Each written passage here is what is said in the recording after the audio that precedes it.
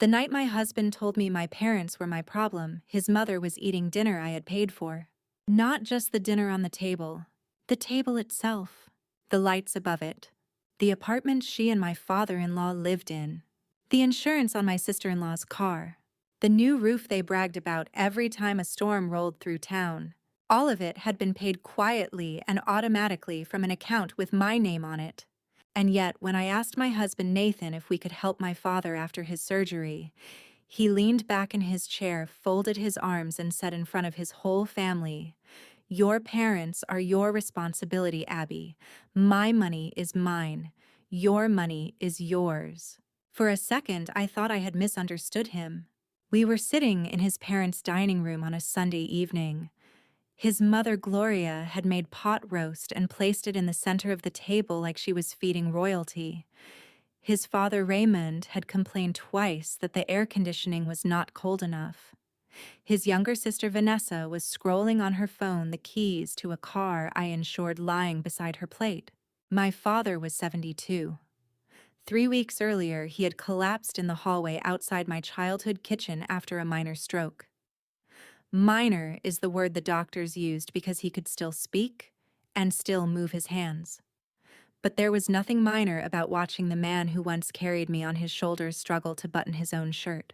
My mother called me every night and tried to sound cheerful while stretching grocery money around co-pays, physical therapy prescriptions, and a hospital bill that had arrived in 3 separate envelopes, as if bad news became easier when divided into pieces. I had not asked Nathan for a luxury. I had not asked for a vacation. I had asked if we could contribute $1,200 a month for a few months until my father could return to part-time work, and my mother stopped lying about how tired she was. Nathan did not even hesitate. "We can't become responsible for every financial problem in your family," he said. I stared at him across the table. "My father had a stroke." "And I'm sorry," he replied, using a voice that sounded polished instead of sorry. "But your parents are adults. They need to plan for their own emergencies. We have our own future to think about." His mother set down her fork. "Nathan is right," Gloria said gently, as if she were explaining wisdom to a child. "Once you start supporting relatives, it never ends. People become dependent." I looked at her. Behind her, the kitchen window was open a crack. I could hear the hum of the building's air conditioner, the same air conditioner whose summer bills came out of my private account every month because Raymond liked the apartment cold enough to store meat. Vanessa finally looked up from her phone. "It's not fair to put that pressure on Nathan," she said. "Everyone has parents. Everyone has problems." The car keys beside her plate had a little silver charm hanging from them. I bought that charm too, tucked into a Christmas stocking 3 years earlier, when Nathan told me his sister had been having a hard year after her divorce. I waited for him to say something decent, anything. "Maybe, Abby, we should talk at home. Maybe I didn't mean it that way. Maybe, of course, we'll help your dad, we'll figure it out." Instead, Nathan lifted his wine glass and gave me the look he used when he wanted a conversation to be over. "This is why I believe in separate finances," he said. "Clear boundaries keep marriages healthy. Your money is yours. Mine is mine." Something inside me went very quiet. It was not the quiet of surrender. It was the quiet before a door closes. I had been married to Nathan Whitmore for 6 years. We had been together for 11. At 45, I knew the shape of a disagreement. I knew how voices rose, how people defended themselves, how pride could dress itself up as principle.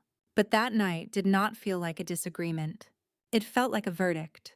I had spent years being generous in a family that called generosity loyalty when it benefited them, and foolishness when it benefited me. So I put down my napkin, looked at my husband, and said, "You're right. Your money is yours. My money is mine." Gloria smiled, relieved that I had accepted the lesson. Nathan nodded once satisfied. No one at that table understood that I had just agreed to the rule that would ruin them. When we got home, Nathan tried to touch my shoulder in the hallway. "Don't be upset," he said. "I know family stuff is emotional for you. For me, as if the problem was my sensitivity, not his cruelty. I stepped out of his reach and walked into our bedroom. "I'm tired," I said. "Abby, I'm tired." He sighed the way he did when he thought I was being difficult, but not dangerous. That was Nathan's first mistake. He still believed my sadness made me weak. He had forgotten what I did for a living. I was a senior financial operations analyst for a medical equipment company. My entire job was finding leaks, missing payments, bloated vendor contracts, duplicate invoices, small numbers that looked harmless until you stretched them across years and saw the truth bleeding out of them. I did not sleep that night. At 1:42 a.m., I carried my laptop to the kitchen, made black coffee, and opened my banking records. Not the joint account Nathan and I used for mortgage, utilities, groceries, and insurance. My personal account. The account that Nathan had always called Your Independence when he needed to sound modern and Our Backup when his family needed help. I searched Gloria's name first, then Raymond's, then Vanessa's. Then I searched the apartment complex, the car insurance company, the dentist, the roofing contractor, a Florida resort I had never stayed in. Numbers began appearing on the screen, and each one felt like someone placing a stone on my chest. $2,100 a month for Gloria and Raymond's rent, starting 6 years earlier when they sold their house and moved closer to us because, according to Nathan, they just needed a little help while they adjusted. $386 a month for Vanessa's car insurance after her divorce, which Nathan had described as a temporary kindness. $190 here, $412 there. Utility reimbursements, dental bills, emergency plumbing, a new refrigerator, birthday gifts I had purchased but Nathan had signed, Christmas money, airline tickets, hotel rooms. And then there was the Florida trip. I remembered that one very well. Gloria had called it a Whitmore family reset. Nathan said it would be awkward for me to come because his sister was still raw from the divorce and needed time with just her people. Just her people. I had smiled and said I understood. The spreadsheet told me I had paid for 2 ocean view rooms, 4 round-trip flights, rental car insurance, and a seafood dinner that cost more than my mother's monthly medication. My hands began shaking so badly I had to set them flat on the table. By 4:30 a.m., I had 6 years of records. By 5:10, I had built a spreadsheet titled Whitmore Family Support. By sunrise, the total sat at the bottom in a little gray box. $183,742.18. $183,742.18. From me, not from Nathan, not from a joint decision, not from some invisible Whitmore family fund. From me. I stared at that number until the kitchen blurred. Then I thought about my father sitting in a recliner with a compression sleeve on his arm, apologizing to my mother for needing help to stand. I thought about my mother whispering, "Don't worry about us, sweetheart," while calculating whether she could skip her dental appointment. I thought about Nathan telling me people needed to plan for emergencies. And for the first time that night, I cried. Not loudly, not dramatically. Just enough for the grief to leave my body before it turned into something sharper. When Nathan came into the kitchen at 7 wearing sweatpants and that careless face of a man who had slept well, my spreadsheet was already closed. "You made coffee?" he asked. "There is some in the pot." He poured himself a cup. "Are we okay?" I looked at him over the rim of my mug. "Yes," I said. "I thought about what you said." His shoulders loosened. "Good. I didn't want us fighting over money. Neither do I. So you understand." I smiled. It must have looked convincing because he smiled back. "I understand exactly." At 9 a.m., I called my financial advisor, Nora Patel. Nora had managed my retirement accounts for years, and she had the kind of calm voice that made disasters feel like paperwork. "I need to restructure several recurring payments," I told her. "How many?" "All of them. Anything connected to the Whitmore family outside my marriage." There was a short pause. Nora had seen enough of my finances to understand the sentence beneath the sentence. "Do you want me to ask why?" "No. I want you to document everything. Dates, amounts, payees, cancellation confirmations. I also want a new account open today. Private. My parents will be the only approved recipients. Understood. And Nora, yes. I do not want a warning email sent to anyone except me. No courtesy notices. No transition period. No calls to confirm with my husband. Her voice softened. Abigail, are you safe? That question almost broke me. Because safety is a strange word. Nathan had never hit me. He had never screamed in my face. He had never locked me out or threatened me. But for 6 years he had used my income to buy admiration from his family, while letting me stand in their kitchen like an outsider asking too much. I'm safe, I said. I just woke up. By noon, the automatic rent payment to his parents' apartment had been canceled. By 12:07, Vanessa's car insurance draft was stopped.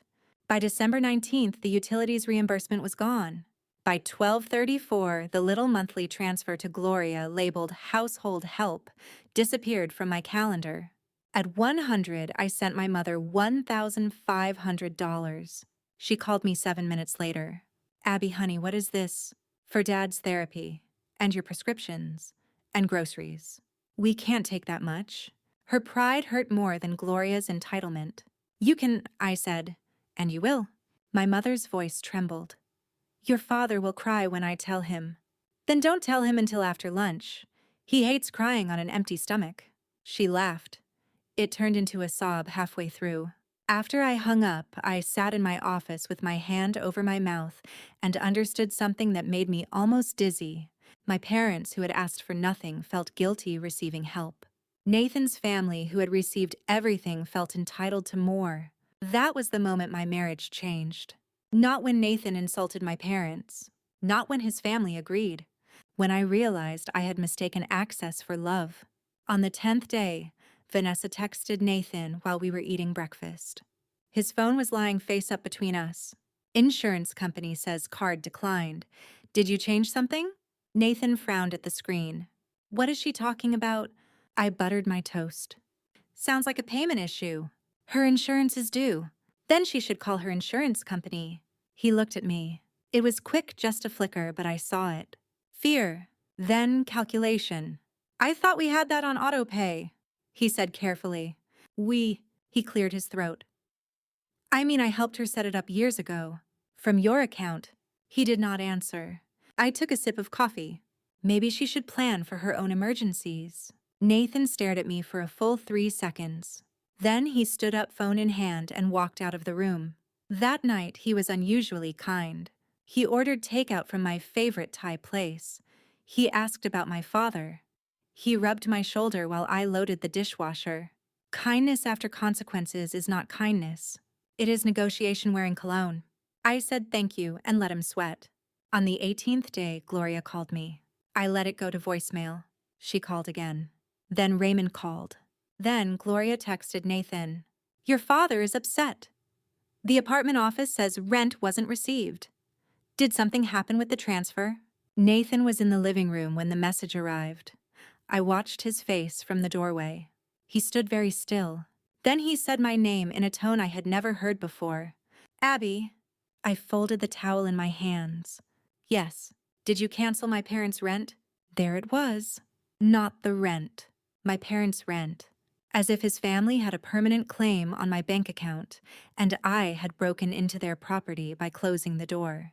I canceled payments from my personal account, I said. His jaw tightened. You should have talked to me first. I almost laughed. Not because anything was funny, because the body sometimes reaches for laughter when rage would be too large to carry. You announced the policy in front of everyone, I said. Your money is yours. My money is mine. That isn't what I meant. It is exactly what you said. Abby, don't be petty. My parents rely on that money. My father relies on therapy to walk without falling. This is different. Explain the difference. He opened his mouth, closed it, opened it again. They've come to expect it. I nodded slowly. Yes, that is the problem. For the first time since that dinner, Nathan looked truly frightened. Not guilty. Frightened. Because guilt looks inward. Fear calculates what it might lose. Can we talk about this? He asked. We are talking. Not like this. Then set a time. Invite whoever has been spending my money. Bring a calculator. The family meeting happened 12 days later in our dining room. I chose our house deliberately. For years I had sat at Gloria's table while she corrected my tone, my recipes, my holiday plans, my devotion. Not this time. This time they would sit under my roof at my table, across from my documents. Gloria arrived first, wearing pearls and wounded dignity. Raymond followed with the stiff posture of a man preparing to be offended. Vanessa came last, chewing gum, eyes red like she had already been crying or practicing. Nathan hovered near the kitchen island, pale and restless. I had placed a blue binder at each seat. Gloria glanced at hers and frowned. What is this? Documentation, I said. We don't need documentation to discuss family. That's funny, I replied. Family is exactly why I started needing documentation. No one sat comfortably after that. Nathan tried to begin. Everyone is upset, and I think we all need to approach this with compassion. I looked at him. No. His mouth tightened. Abby. No. You do not get to chair the meeting where your lie is the subject. The room went still. Gloria blinked. Lie. Vanessa stopped chewing.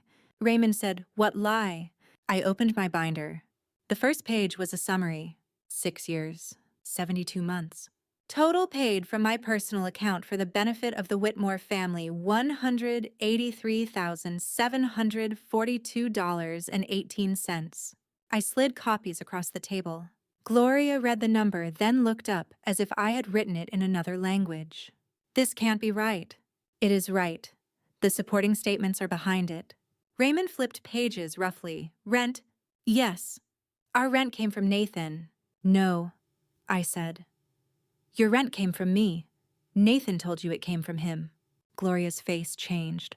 It happened slowly, like a curtain being pulled back from a window. Nathan, she whispered. Nathan stared at the floor. That told them more than any answer.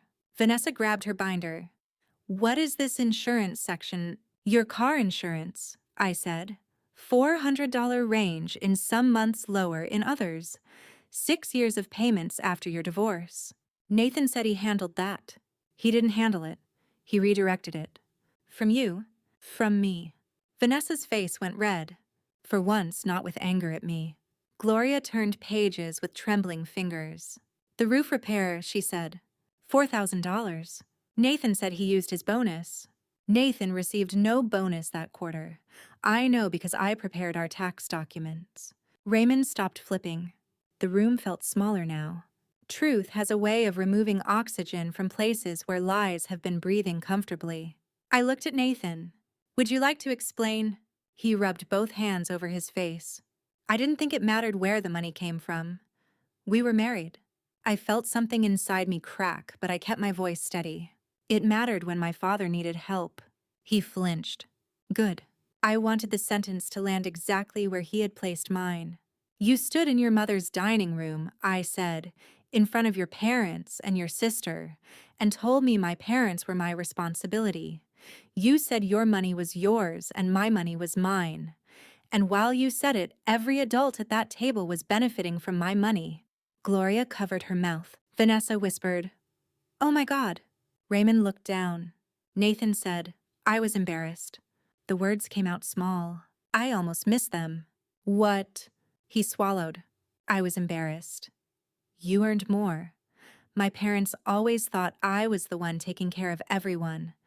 After Dad retired early after Vanessa's divorce, I wanted them to feel like I could provide. I didn't think you'd care. You didn't think I would care that you used me to perform success. That isn't fair. No, Nathan. What isn't fair is your mother thanking you for a Christmas gift I picked out and paid for while she told me I didn't understand family loyalty.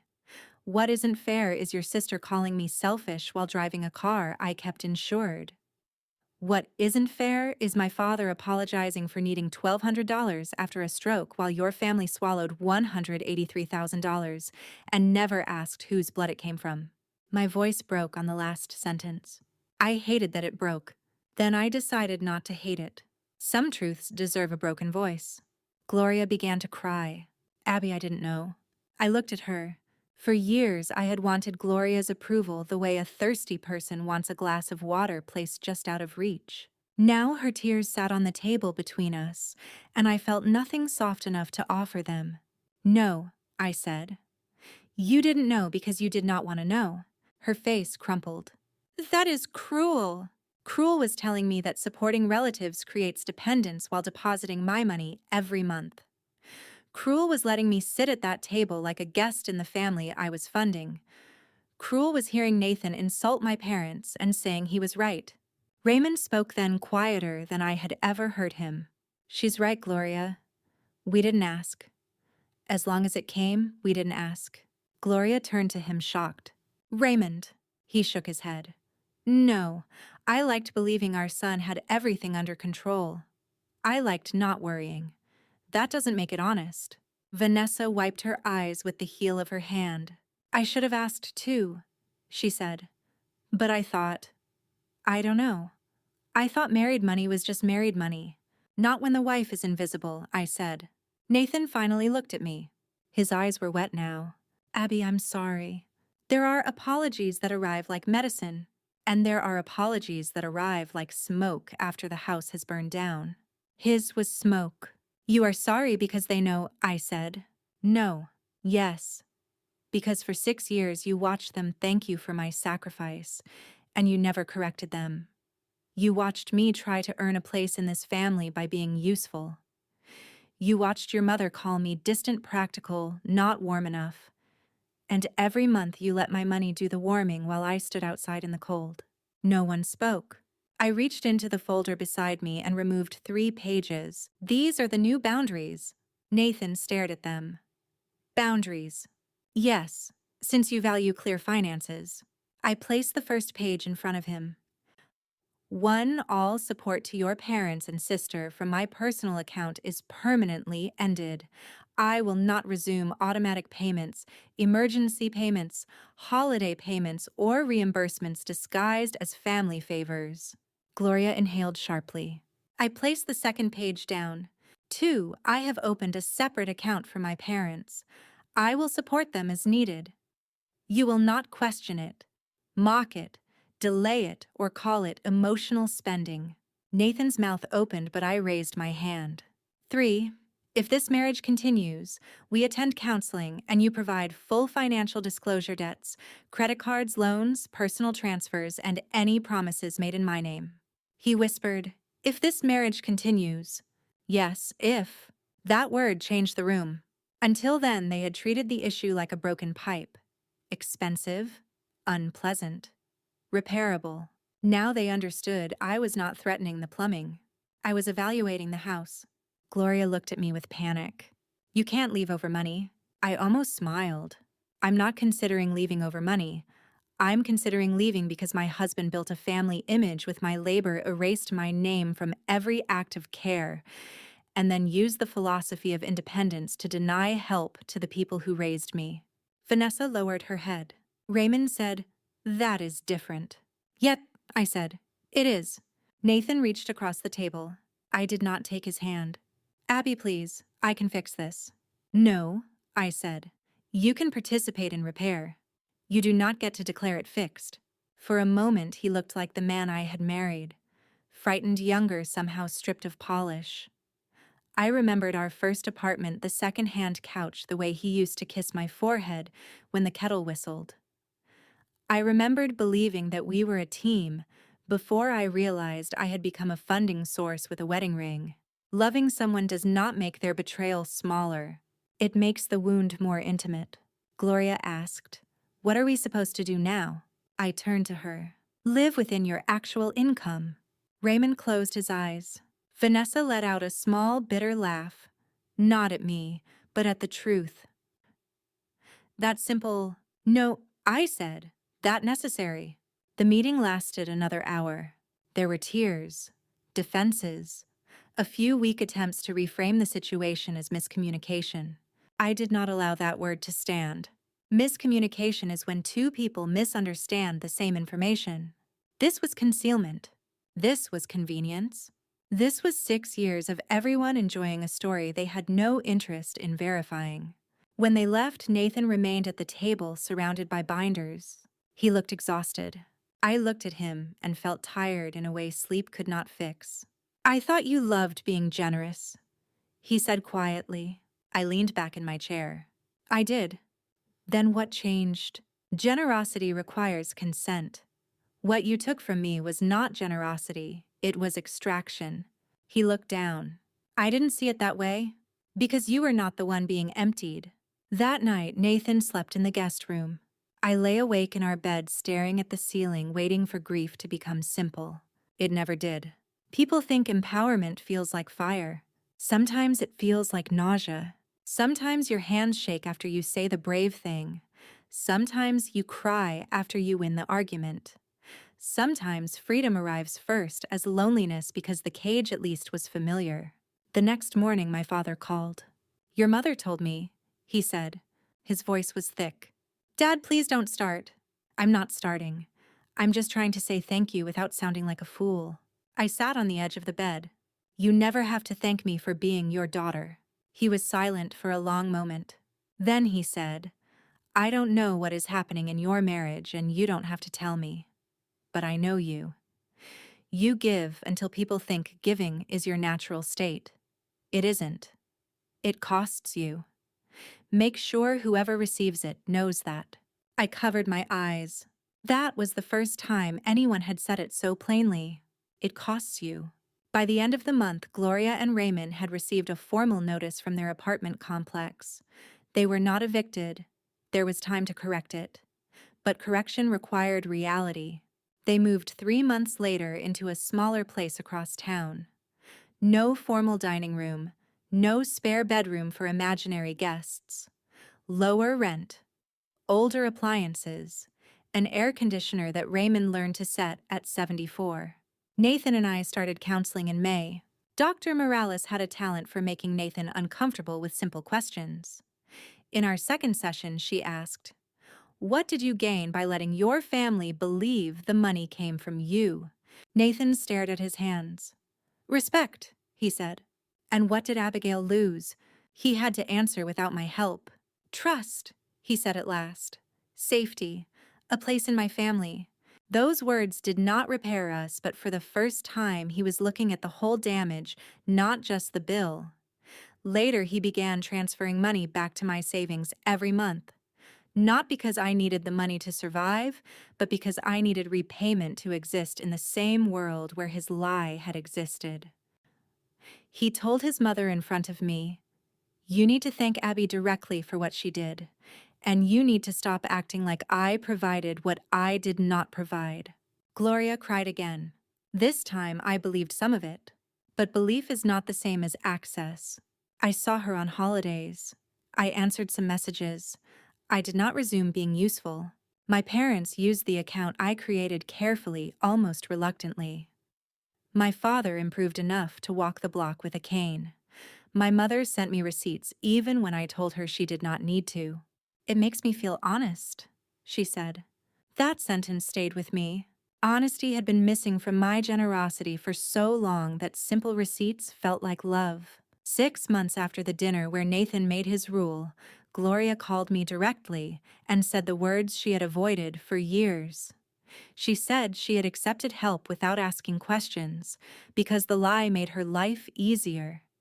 She said she was sorry for treating me like an outsider while living on my sacrifice. I thanked her. I did not comfort her. A late apology can matter without erasing the bill. If that sounds cold, maybe you have never been warmed by people using you as fuel. My father still sends me voice messages after therapy. "Walked 12 minutes today," he says. "Made it to the mailbox. Your mother says I still move like an old turtle, but a handsome turtle." I save every message. Not because I paid for his care, because I finally allowed my resources to follow my love instead of my fear. As for the Whitmores, they are learning. Slowly, awkwardly, sometimes badly. But they are learning that a boundary is not cruelty. It is the place where love stops being theft. The last automatic payment connected to them cleared from my records on April 3rd. I printed the cancellation confirmation and placed it in the back of the blue binder.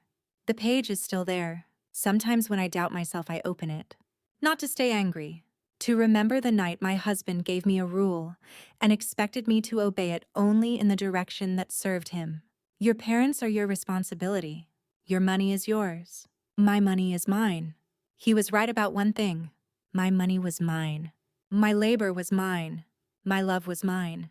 And the day I stopped paying for lies, I finally had enough left to buy back my peace.